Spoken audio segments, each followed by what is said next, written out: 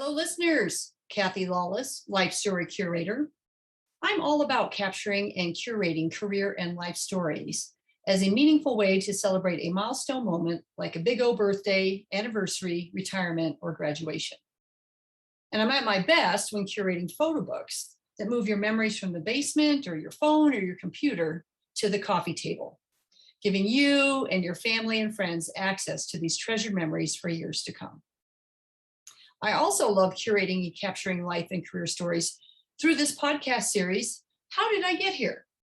It's a series of interviews designed for people just starting out in their careers, people in transition, or possibly feeling stuck, and giving them access to the stories of people who have been there, done that, so that they might be inspired with some new ideas, or maybe just comforted knowing they're not alone, that everybody starts somewhere and everybody goes through times of transition and times when they feel stuck.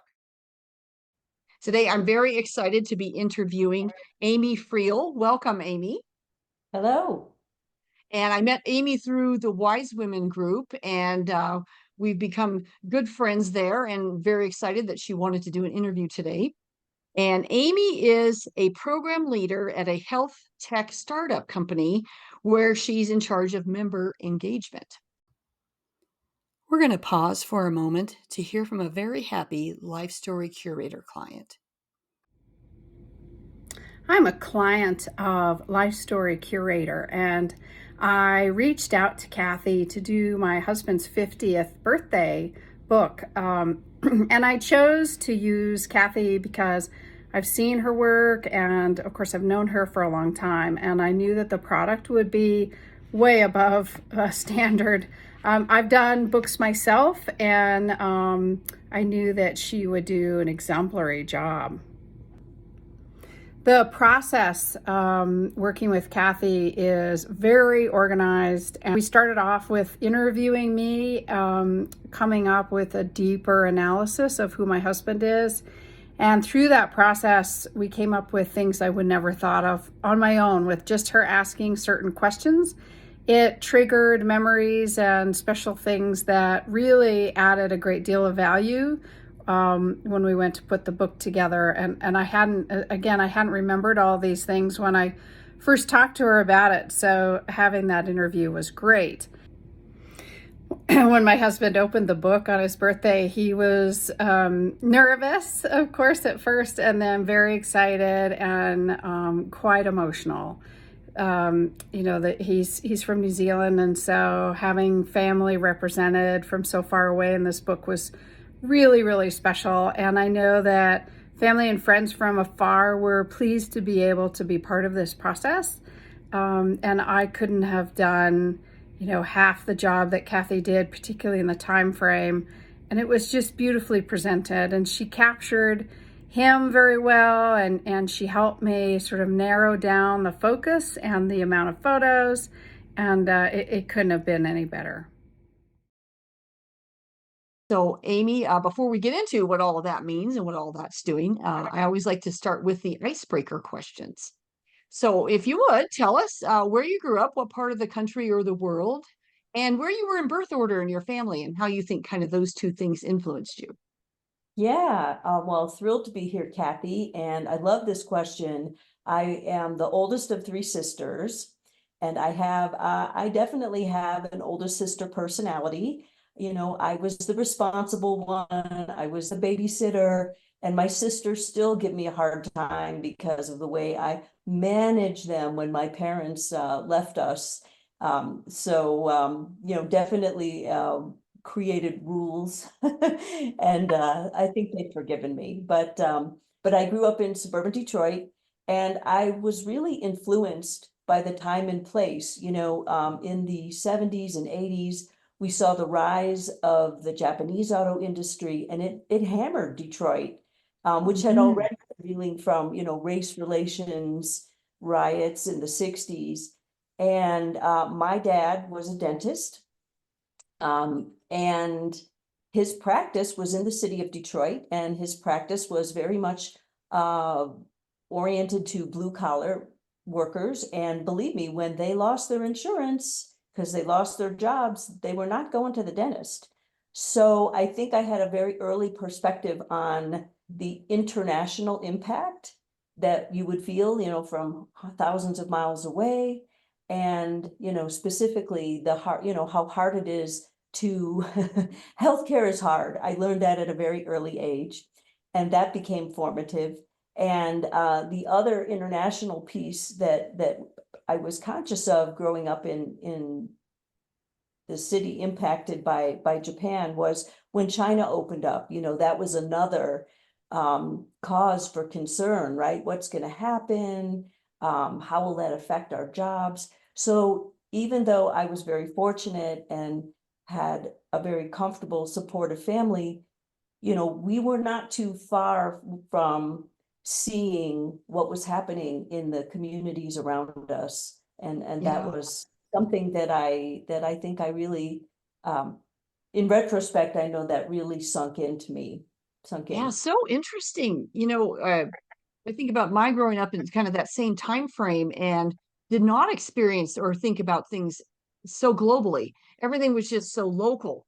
Well, and of course, I was in a small town in Colorado, so that changes things. But you being in Detroit, wow. So right on the edge of seeing what how global the economy really was at the time and how it influenced. So, okay, Yeah, interesting. there's one other family influence I'd love to share. I want to acknowledge my mom. And my mom was very much typical of her generation. She went to college, but when she met my dad, she left college to get married because that was what you did. You went to college, but if you found the right man, that was more important. And so she got married.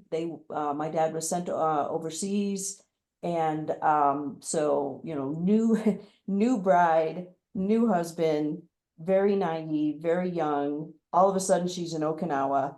Anyway, a few years later, she had 3 children, 6 and under. But she decided she was going to get her degree, and she finished when she got her degree when my youngest sister was she was 9 months pregnant with my youngest sister. But so there's that modeling. But I'll tell you, the thing that really influenced me, and again, I didn't think about it this way at the time, but in retrospect, I can see that while my mother missed, the women's lib movement, right? She was already a full-time homemaker and mom by the time that movement got rolling. But I'll tell you, she was an early subscriber to Ms. Magazine, and it was around the house. And I was one of those kids. I loved reading. I read everything, and I read Ms. Magazine. I mean, at 10, what did I really understand, right? Probably not very much, but I think it sunk in. And later, when it came time to college and graduate school and careers, my mother was a very strong advocate for me and for my sisters. We all have advanced degrees. And she was just like, no, you girls need to do everything I didn't get a chance to do. I want you to study. I want you to travel. I want you to do whatever it is you want to do. And, I took all of that to heart. And so I just want to acknowledge that both my birth order and my folks were strong influences on Yeah, me. yeah. Well, I love that how you said while she was a homemaker, she was still but kind of on the leading edge of things, right? Like you say, she subscribed to that magazine, but also then encouraged you all to Mhm. have kind of a different path. So Right. very cool. Well, thank you for sharing that. That always gives us a little bit of background and insight into, where did I get here? Yeah. Okay, we're going to shift gears just a little. Uh, Introvert or extrovert? It really depends on the context. If I show up at a professional event, a networking event, I'm definitely more of an introvert. I have to really motivate myself. Okay, you drove here, it took you 30 minutes to get here and park, like you got to talk to people. So I'd say I'm more of like a 3. If it's a dinner party in my home, which my husband and I love to do, then I'm a 4 or a 5. And if it's also something related to fitness and endurance sports, which I'm sure we'll talk about shortly, then I'm like off the charts. Like if I could talk forever to anybody about, fitness and running and training and all that related stuff. So kind of depends on the situation. Situation, topic, number of people, how Yeah. you know them, all that. Yep, yep. Okay. And On the meter scale of 1 to 5, 1 being a couch potato and 5 being the life of the party, where do you put yourself? Yeah, same thing. I think I'm definitely more of an introvert, and but if I'm with people that I know and I trust, and we're doing things that I'm really passionate about, then I can come out of my shell and be a little more lively. But I'm probably more of a low key person. More low key, okay. And then this is similar, but sometimes it can be different. On the risk meter, where are you on a scale of 1 to 5? 1 being low risk taker, 5 being high risk taker. Yeah, I'd say it's funny. I think earlier in my life and my career, I was ambitious, very ambitious, and risk loving. There were some decisions I made about graduate school and living and working abroad and moving across the country. I just did it because it was like, that's the right thing. It feels right. I'm going to do it. And then I think I went through maybe the last 10 years of a much more conservative risk avoiding phase because Oh, things even got avoiding. hard. Things got hard, but I feel like now things have come around a little bit. And, I guess when you decide at 55 to pick up and leave a place you've been for 17 years and move to a new state and Colorado and make new friends, build new networks, I didn't think of it as a risky move at the time, but I suppose you could look at that and say, wow, that could be pretty scary to make such an abrupt change, such a big change, when a lot of people are just kind of coasting into their next stage of retirement or what have you. Yeah, absolutely. Yeah, I'm gonna say you're a 5 then, probably maybe even a 7. Yeah. Living abroad, moving after 17 years. Yeah, I think those are some pretty big risks in the family Interesting. scale. Okay. Well, and career wise. So, okay. So, well, before we get into if I get here, really need to figure out where is here. So, tell us what it's like to be a program leader at a health tech startup company, and then we'll get into the did I get here part of your story. Mhm. Yeah, I feel so fortunate. I found this job that is such a great fit for me. I've only been in it a few weeks, but it just felt right from the first interview, and that's because I I've devoted my career to developing marketing and cross-functional leadership, operations, product, all of these skills. And this all comes together because really what we do is we provide physical, mental health, and social care for people on Medicaid. So what I mean is if you can imagine someone um, who has diabetes, but they're on Medicaid, they might have food insecurity. So how are they going to get the healthy food? They might experience homelessness or domestic violence. They might have transportation issues. You can imagine that it's not just the health issue, it's these related we call it social care needs they have that help them not only get the physical and mental health care they need, but also help them thrive just in their daily living so that they can address their medical needs. So that's what City Block Health, the company I work for, that's what we do. And my role is to lead cross-functional efforts to figure out what are the programs that will make it easy and attractive for our members to engage in our services. Because like I said, they've got a lot going on in their lives, right? And healthcare, even if it's free, is not always the first thing on their list, though they might desperately need it. So we spend a lot of time thinking about what does the program look like? How do we communicate with folks? How do we make them, reduce their fear of the healthcare establishment? Because, we all know, if we didn't know before the pandemic, we all know now that there are tremendous disparities in the health system in this country. And a lot of these folks have had terrible experiences. So it's building trust and it's getting them to want to engage with us so that we can help them improve their health and lead a happier life. Yeah. Yeah.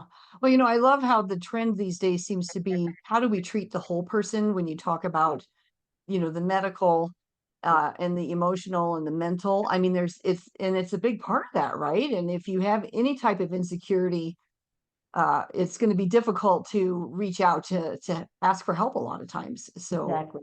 Mhm. oh, interesting. Very cool. Well, Amy, you mentioned that part of what your strengths are is this, cross-functional and marketing and stuff. So was that always in your DNA, so to speak? I mean, when you were a young person, junior high, high school, did you think, oh, one day I'm going to be in a health tech startup?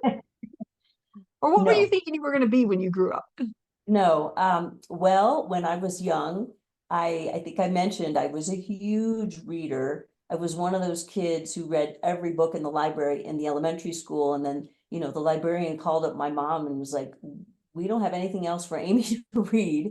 And I was into creative writing. I went to young authors conferences and such. And so I thought I was going to be a journalist. My folks thought I was going to probably write for the New York Times or something, illustrious like that. But I was also a very practical kid. And at some point, I just thought, well, I don't want to be a broadcast journalist because then I'll be judged on my appearance because that's that early feminist thing. And then I don't want to be a print journalist because I don't think they make any money. And that doesn't seem like a good idea.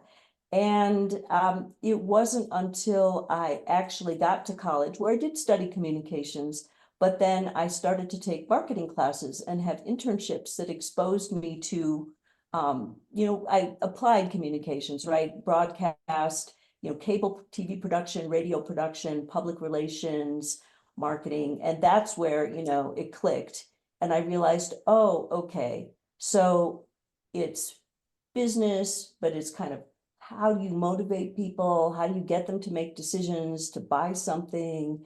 And so it just seemed kind of like a nice combination of business and communications and psychology and all of that came together in marketing. And that was how I decided to follow that path for the first part of my career. Yeah. I love how you summarize that it's business, marketing, and communications all wrapped up together. It totally is. Totally. Okay. So then that's what you focused on in college. And what was yeah, and I heard you say grad school. Did you go to grad school then right after, or did you jump into the workforce and then go back? Yeah. So by the time I was a junior or senior in college, I knew that in order to get the kind of marketing position that I wanted, I would need to get an MBA. And I had also decided, well, as long as and I was gonna work for a couple of years first, and I figured, well, as long as I'm gonna give up this, salaried position and go back to school, I might as well go for 3 years, not just 2 years. And I decided that I wanted to apply to dual degree programs where I could get an MBA and also a master's in Asian studies. See, there's that early influence, right? What, Yeah. Americans do not understand Asia. Asia, quote unquote, is even just kind of a funny concept, right? Because it's dozens of countries and cultures and languages, and we just think about Asia, right? So by the time I was a senior, I knew I wanted to do a dual degree program, and my plan was to work for a multinational in marketing for a few years here and then get an international assignment. And so I was fortunate, I got into University of Michigan, which had one of the very few dual degrees in Asian studies and business. And I had to actually, this is I'm a real partier. I graduated from college, and instead of, hanging out or touring Europe or doing something fun, I had to take Intro to Chinese so that I could start at Michigan, because you couldn't enter this dual degree program unless you had some background in the language. So I Oh, had wow. studied French for a million years. I had studied Spanish, but no, I decided I wanted to learn Chinese.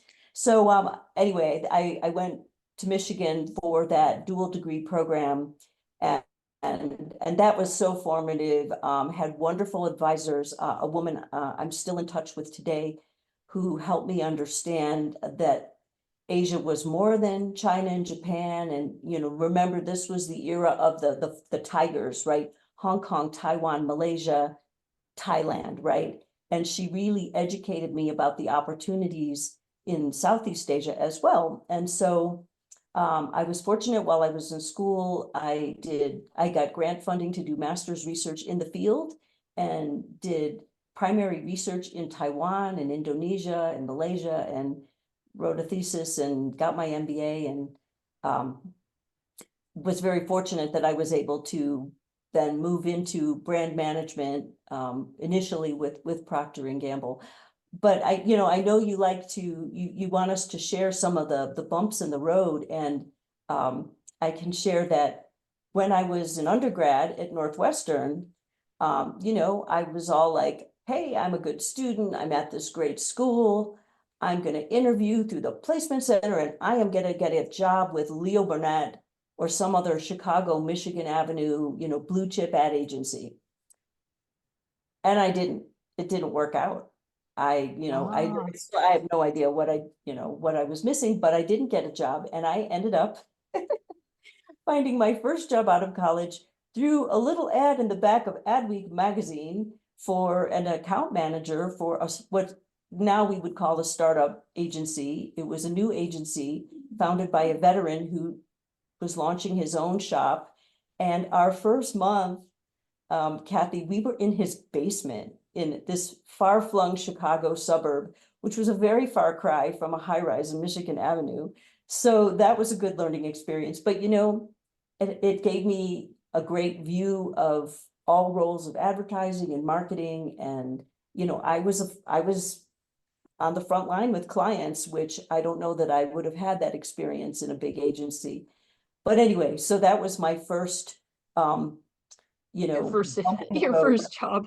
Yeah, well, the first time, yeah. Oh, I have this grand plan and it's just going to work, right? And then all of a sudden it's like, wait a minute, why isn't it working? We have these plans and it's, Right. either it's not the right timing or just, yeah, there's always, something that can happen.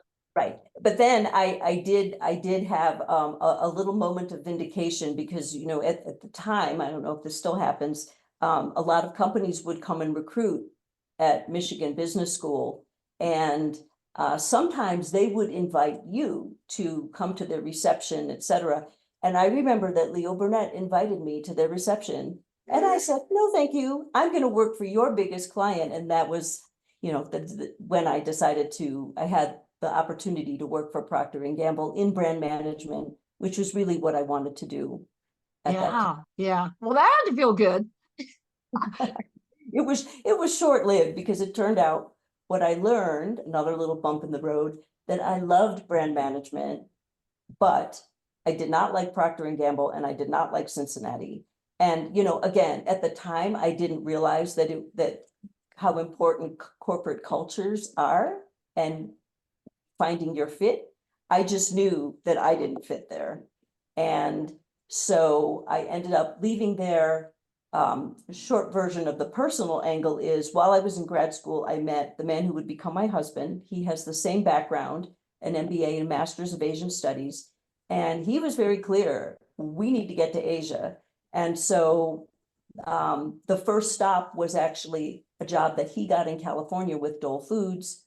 I went with him. We ended up getting married. I got a job at Dole Foods, and that was brand management, but in a culture that was just night and day from Procter. It was friendly. There were a lot of women. It was relaxed. I mean, it was Southern California, right? And I was working on healthy snacks, Dole's raisins and dried fruits and nuts. So here I am at 27. I'm managing a $70 million P&L, and I'm loving it. It was, I really found the fit in terms of the role and the culture. And so that gave me a new benchmark in my head for, this is what it's supposed to be like. And that was a really wonderful experience. I mean, all these years later, I'm still very good friends with some of the women I worked with in marketing at Dole Foods. Yeah. Isn't it amazing when you find that right fit, how great it feels? And then when you look back on how hard it was in the other bad fit, it's just, and you just wonder, how do people survive in that bad fit? But for them, maybe it's a fit, right? But it just wasn't for you. It was night and day. Yeah, Yeah. absolutely. So did you end up getting to Asia then? And I actually, did. you lived abroad, you said. Is that where, the next Yep, step? I Or did. I did. So it was very funny, this dates myself. This was before we really had the internet was just getting rolling. And there was a little bit of email, but you still had to send resumes by snail mail. And so I remember we got married and my husband and I both started, so we're both working for Dole Food Company in Los Angeles, and we're sending out all these letters and we're trying to network through our alumni group. We are getting nowhere. And then we went back to Detroit for my sister's wedding. My middle sister got married the year after we did. And my husband called up an old boss and he said, I'm going to be in Detroit. Do you want to have lunch? And the guy said, lunch, hell, do you want to work for me in Asia? And that was how we got to Singapore. And so, yeah, another lesson, like sometimes it's all through a personal connecting. connection, easy peasy, not hundreds of letters and emails. Oh, geez. Yeah. So yeah, so we landed in Singapore and I had to leave Dole Foods behind, but I knew this was the right thing. And I guess another transition was I thought, well, I will just find another consumer packaged goods role. That's what I've been doing for a few years. I'm good at it. Well, that's where I ran into some cultural challenges. I mean, to be honest, I certainly could have done the job, but the hiring managers looked at me and they said, why do we want to hire an American to sell cosmetics or household goods to Singaporeans or Malaysians? Like, no, that's not going to work. So again, I'm reading, trade magazines, and I think this one might have been Ad Age and or age, some Asian marketing publication, and I see Intel is looking for a consumer marketing manager. And this is a little bit of irony. Intel was a huge recruiter at University of Michigan Business School. And I distinctly remember when they had their presentation, I said, I would never go to that. Technology, that sounds so boring. I wouldn't want to do that. So I ignored them. And then, but they had this job and I thought, well, what the heck? I'll go talk to them. And I was very upfront. I said, I use a Mac at home. I don't know what a processor is. I'm not an engineer. And they're like, that's okay. We've got a building full of engineers. And now what we're trying to do is build the Intel brand in the region. And we need consumers to understand why Intel Inside is important. And they decided that I was a great fit, and it was really wonderful. So for 5 years, I was working out of Singapore, and then I was in Hong Kong for part of that time, but I always had a regional role. And this was where I got to use my marketing and my international perspective, a little bit of my language skills. And I also learned that I had an affinity for people management. I know you've done a lot of self-development, professional development, so you appreciate this. I had an opportunity. Intel, I will be so grateful for the investment they made in their people. I was invited to go to a managing through people course, and it was a week away, and I got all this training, and then I had a team, and it was really wonderful.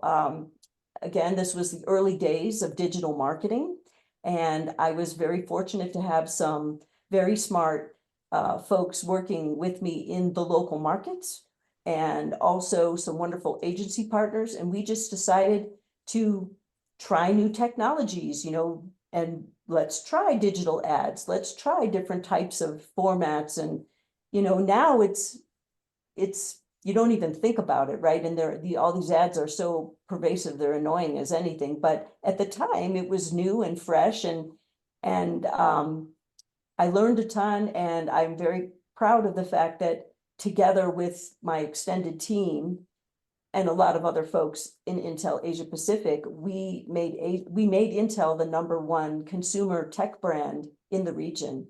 And it was #7 in the world, but in Asia, it had a particular affinity with the local markets there. So that was a pretty fantastic experience. Yeah, what a great achievement.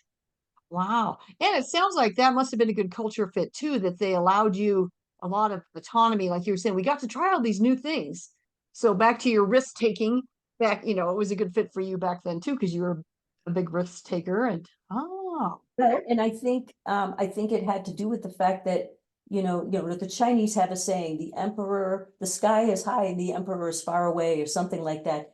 And that was kind of the feeling, headquarters was off in Silicon Valley, and they were very rigid and they tried to dictate everything. But we were in the region, and my role as the regional manager was to kind of negotiate between the rigidity of headquarters and the freewheeling, let's just do anything in the markets. And, headquarters was too US centric, and the markets were a little too freewheeling. And, so it was part of my role to kind of help everybody meet in the middle so that we could take the best of both dynamics and bring it all together. And so, yeah, I was able to take a lot more risks with my teams being in the regions than some of my colleagues in headquarters. And yeah. eventually I ended up going back to the US and working in Intel's headquarters. And I saw firsthand, on one hand, it was a kick and a rush to shape global strategy, but at the same time, it was a lot less creative and freewheeling than the experience we had. The closer you get to the mothership, right? That's exactly right. Yeah. So how did this is your first leadership role, it sounds like. How did you find kind of your leadership style or confidence? Sometimes when it's your first one and it's a big one like this, how did you have a mentor, or a great team, or how do you think you were able to step in there? You just have this natural confidence, you know what to do. So I think it was a couple of things. One, like I said, I will always be grateful for that week-long course that gave me some tools. And also, Intel at this time had such a strong culture that, it was what was a true accomplishment. I think one of Andy Grove's formidable accomplishments was he created a culture that was mirrored everywhere around the world. So if you went to Intel in Bangkok, in Santa Clara, in Japan, I mean, they somehow attracted people in these countries who fit with that American kind of Silicon Valley culture. And so, I was in meetings where people would hold up the badge on their lanyard and they'd say, you're not following this principle. And we held each other accountable. So I think having that cultural language was a support. And then the third thing was, I think where my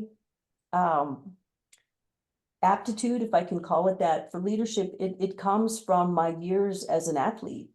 And I didn't think of it this way at the time, but I've always been a player coach. I've always wanted to help other people achieve their best, either in, athletics or in the workplace. But also I'm also a person who will always roll up her sleeves and do what needs to be done. So I think that started to come out professionally, but it's rooted in all the years I spent as a competitive athlete. yeah, started as older sister probably, Yeah, that and then too. as an athlete. But because I'm just was occurring to me that you're not only new to leaders, but most of the people who reported to you probably didn't speak English or weren't American, right? So here you are, kind of the American in charge. That's got Well, to be a tough role. Well, like I said, the company culture eased the way, and there was a selection bias, right?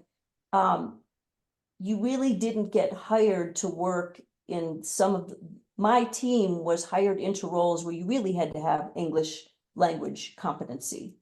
So I could speak some Chinese, I could speak some Indonesian, but I wasn't fluent, and they were very fluent in English. So, but the thing is, when I think and probably many of your listeners know, when you study a language, you also learn a lot about the culture. And so I think as long as I kept all the cultural principles and the historical things I had learned in grad school in mind, I was able to build relationships cross-culturally. And, you know, and like I said, so we didn't have language barriers. We had the company culture going for us. And then just trying to, you know, get to know people. I mean, for a few years, I was paid to go hang out with super smart marketing people in Jakarta, in Sydney, in Bangalore. I mean, they taught me what their markets were like and what they needed. And so I was mostly in listening mode and then, you know, coaching when it came time to implement programs. But, you know, it was very much a listen and learn and support, and together we can pull it off kind of thing. Ah, I like that. Listen and learn. Yeah, because if you go in listening first, right, and not spouting, uh, you get a lot more I don't even want to say the words buy-in. You get just a lot more. It's about likability. It's about you valued me. You asked me what I thought. You asked me what I'm doing. You know, it's different than you coming in and telling me what I should be doing, right? Which and you don't even know what I'm doing, right? It's funny how companies do that, right? So many companies and leaders do that, that you know they feel like they have to have that direction or that vision when really it is about listening. Yeah. Yeah. And leading. So okay, cool. Well, okay, so you're then living abroad. What brought you back to the US then? Yeah, you know, after 9/11, it just affected me. You know, who could predict, right, that Yeah. event or how it would affect us? And I just felt a strong desire to be back in the US. And so I did get the transfer to headquarters and spent a few more years with Intel in the headquarters. Had the opportunity to work on some really amazing initiatives there. But I got to the point after a few years where I kind of realized I want to have more impact. I want to make more of a difference. I'm not going to be, I can't move Intel from number 7 brand in the world to number 6. Now I can't drop it to number 10 either, but Yeah. I was anxious to see what I could do in a smaller environment. You know, startups were raging all around and I wanted a little piece of that action. So I left Intel, and it's funny, I talk about how I intentionally downsized. I went from this, you know, $40 billion company to a $1 billion company, which is still pretty darn I was just big. saying, still 1 billion. I mean, that's But even so, it was the first time where, you know, I got there and I said, okay, and I was director of global brand marketing. And I said, okay, where's my market research team? You don't have one. It's you. What about this? What about that? And even though it was a big company, it didn't have that level of resources, and it forced me to become very entrepreneurial and very creative, and to really roll up my sleeves even in a new way and say, all right, well, I guess I'm going to become an expert in doing different types of market research and competitive analysis, and, you know, various things that in a bigger company you were able to delegate or, you know, collaborate with focused teams. yeah. So I learned a lot there. And, you know, then after the 2008 crash, they had a huge layoff. So I was let go because they said, well, we don't have any money for marketing, so we don't see why we should keep you. And yeah, that was hard. Yeah. And I ended up getting actually one of the most amazing opportunities of my career. My first VP role was with a newly public company that was about a $500 million revenue company, and they were a pioneer in web analytics. And so I was hired as a VP of corporate marketing, and that was a fairly new role. I had an enormous team, more than 20 people. That was a big step for me. And I was just thrilled to finally get out of hardware and get into the software SaaS side of the business, because that was what was booming, right? We could all see the writing. Mm-hmm. And it was wonderful for about 4 months. And it was based out of the Salt Lake City area. And so my husband and I were thrilled. We wanted to leave Silicon Valley and we were going to live in Park City. And I found us a place. We were all set. And then Adobe acquired this company and everything changed. And I didn't have a role when the dust settled. And it's ironic because Adobe's headquarters was like 2 miles from where I lived in San Jose. I mean, I could look out my window and see the tower. And but there just wasn't any room at the inn. And so, had a couple of other corporate jobs that were basically just, all right, just need to, stay employed, get a paycheck, keep learning. And finally got to try a startup, and that was a great experience, but also ended very turbulently. And I did try a stint as a consultant because I got to the point where I said, I cannot be at the whim of other people and all these, unforeseeable events. So I'm going to control my destiny. And it worked out okay. I would say I did all right. But I really missed being part of a team. I liked being the trusted advisor. I liked the fact that people would come to me and they'd tell me all this stuff, and because they knew I was a safe harbor. But I missed being part of a team. And eventually I got another opportunity to return to the corporate world. And this time, this was my first foray into health technology. I had been using fitness tech for many years, right? I had a Garmin and all these other things to measure my performance while I was training. But I started to realize, oh, this is becoming a mainstream thing. Fitbit was becoming Yeah. a popular item, right? A household item. Mhm. Garmin was moving beyond the athletes, et cetera. And so I was fortunate to be able to run marketing and product for Nokia as they launched their new venture in health. And so it was only 2 years, but that really introduced me to so many concepts that I then took forward into other digital health and health tech businesses, like, kind of the intersection of business and technology and the clinical outcomes, we like to say, right? How do you make a difference? So people aren't just, to use the Fitbit example, you're not just counting steps, but you really want to know, am I getting healthier? Am I improving my cardiovascular fitness? And that's what we were working on. So that was great for a couple of years until Nokia's board in Finland decided they didn't actually want to be in that business. So that fell apart. And Again, those big corporate decisions, right? And strategies, they affect us. Yeah. yeah, there was this crazy merger with a French health tech company, and then they moved all the jobs to Paris, and that didn't work out.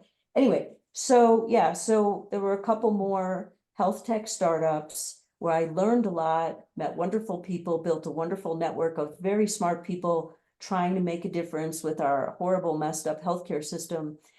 And eventually it got to be 2019, and I was working in diabetes tech, and that was very exciting. But we still really wanted to leave Silicon Valley.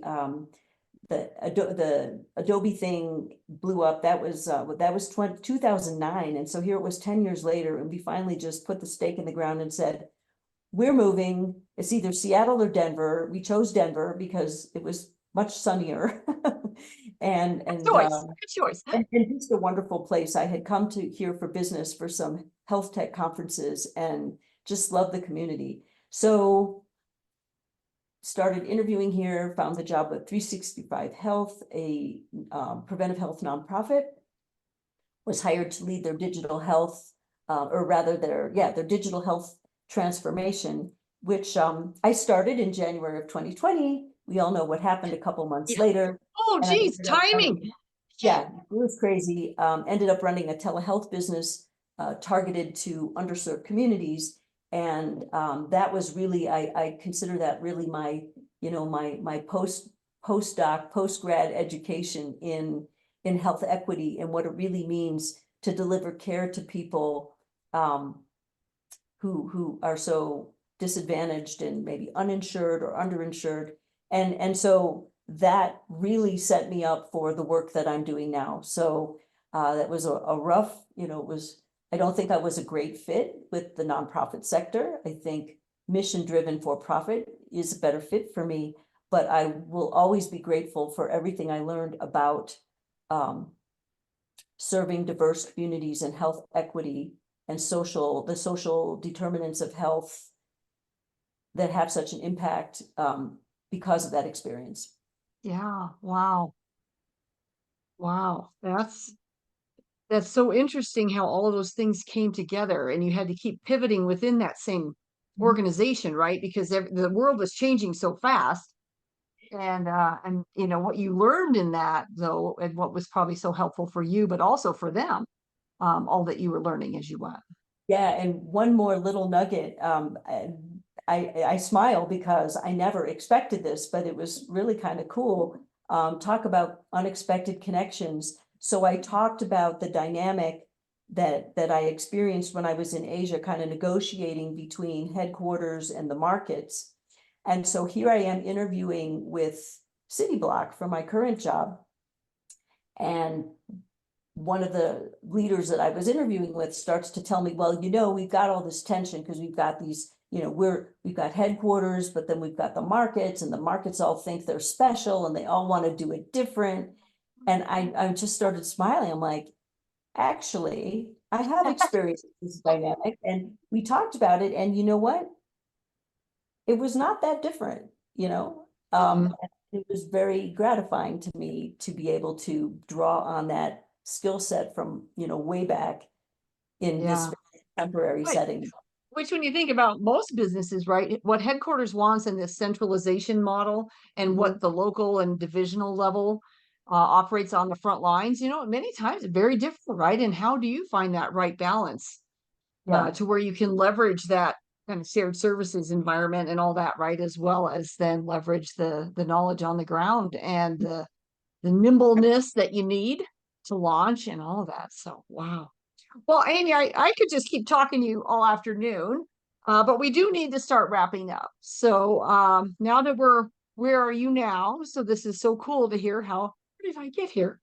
Tell us, looking back, what do you think served you best when you look at, you know, either it's a personality trait, a characteristic, or maybe a strength or a discipline? What do you think served you best in your career?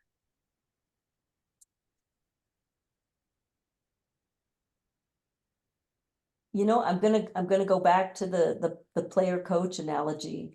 I think that's what I call it, but I think that's what people have responded to.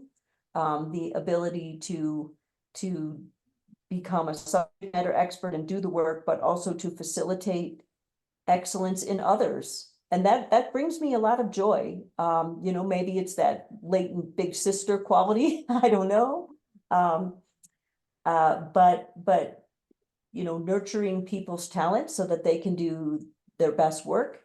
That's something that I rely on.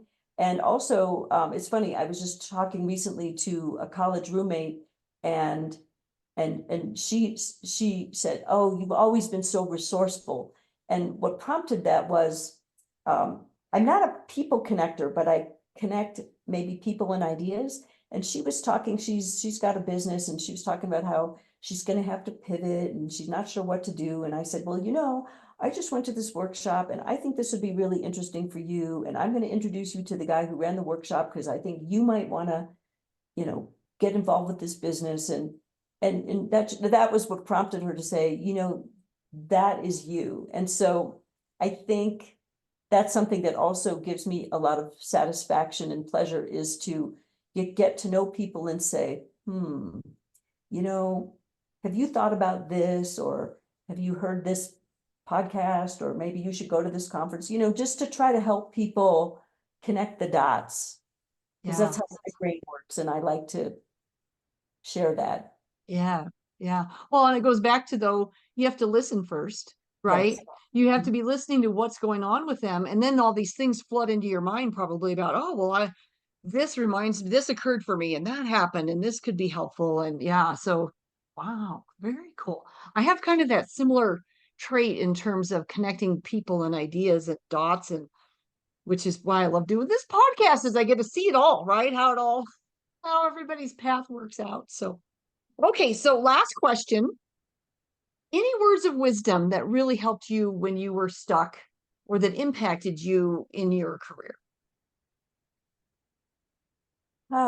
You know,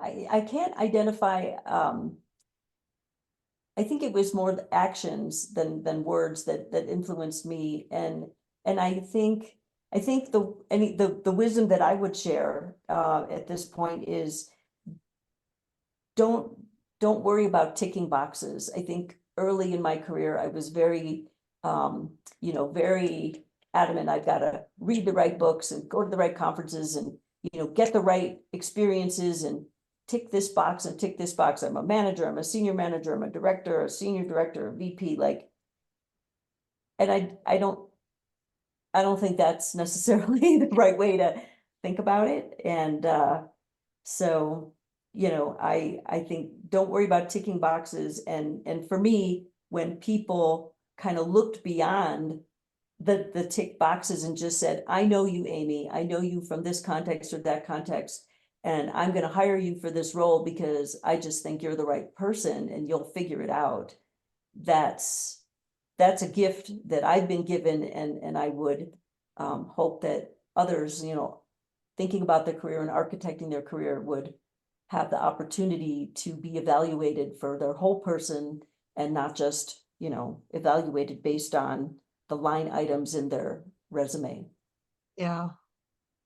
Which is why referrals are so important, right? Versus the resume, especially with today's technology where everything's screened digitally, right? Through you gotta have the right words on your resume, so the right box is marked, right? But it's really getting in the door is that just have that interview and vouch for someone who's a credible source. So important. So important. So work those networks, work those relationships, very important.